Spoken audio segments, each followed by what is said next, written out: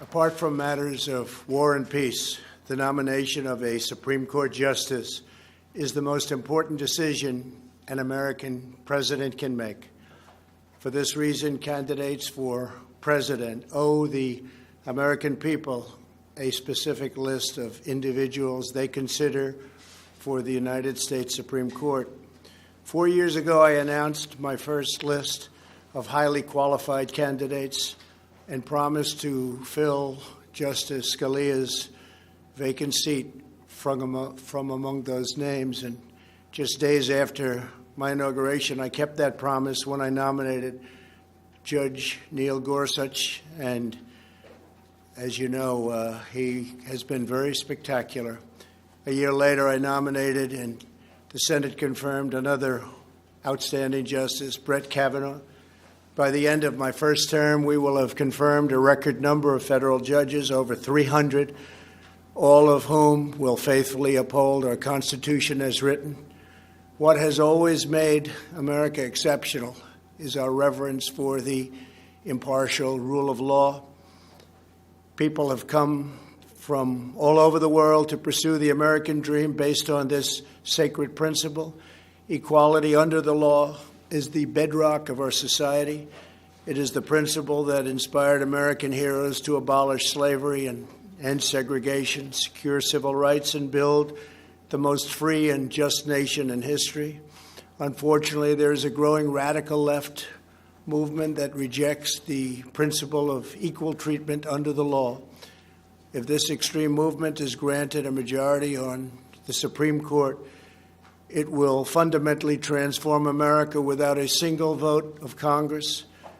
Radical justices will erase the Second Amendment, silence political speech, and require taxpayers to fund extreme late-term abortion.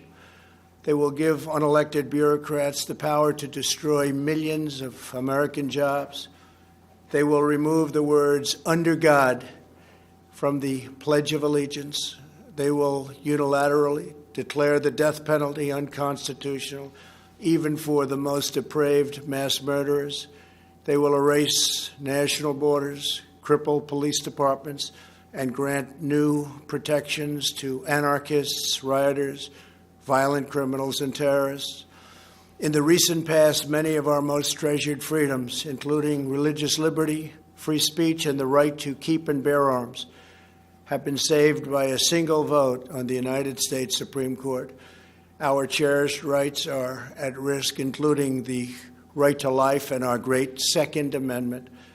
Over the next 4 years, America's president will choose hundreds of federal judges and, in all likelihood, 1, 2, 3, and even 4 Supreme Court justices. The outcome of these decisions will determine whether we hold fast to our nation's founding principles or whether they are lost forever.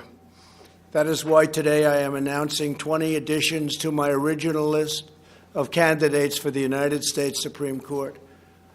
Should there be another vacancy on the Supreme Court during my presidency, my nominee will come from the names I have shared with the American public, including the original list and these 20 additions. Joe Biden has refused to release his list, perhaps because he knows the names are so extremely far left that they could never withstand public scrutiny or receive acceptance. He must release a list of justices for people to properly make a decision as to how they will vote. It is very important that he do so.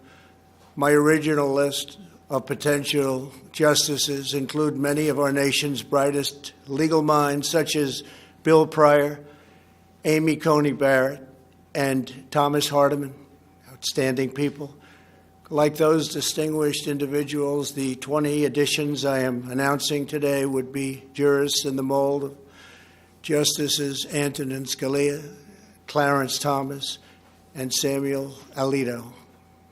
Their names are as follows: Bridget Beatty of Arizona, judge on the Ninth Circuit Court of Appeals; Daniel Cameron of Kentucky, Attorney General of the Commonwealth of Kentucky; Paul Clement of Virginia, former Solicitor General of the United States, Senator Tom Cotton of Arkansas, Senator Ted Cruz of Texas, Stuart Kyle Duncan of Louisiana, Judge on the Fifth Circuit Court of Appeals, Stephen Engel of the District of Columbia, Assistant Attorney General for the Office of Legal Counsel at the Department of Justice, Noel Francisco, former Solicitor General of the United States, Senator Josh Hawley of Missouri,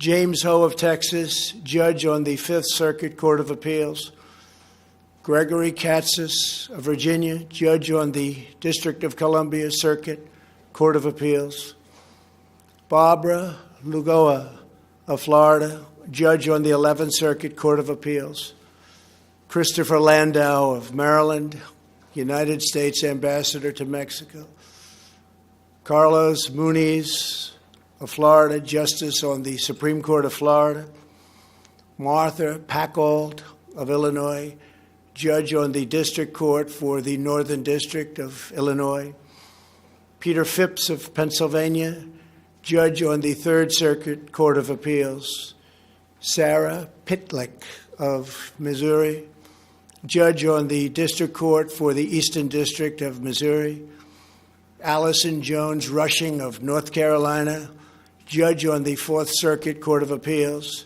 Kate Todd of Virginia, Deputy Assistant to the President and Deputy Counsel to the President, Lawrence Van Dyke of Nevada, Judge on the Ninth Circuit Court of Appeals.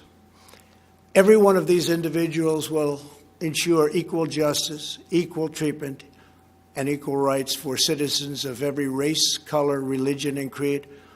Together, we will defend our righteous heritage and preserve our magnificent American way of life. Thank you. God bless America.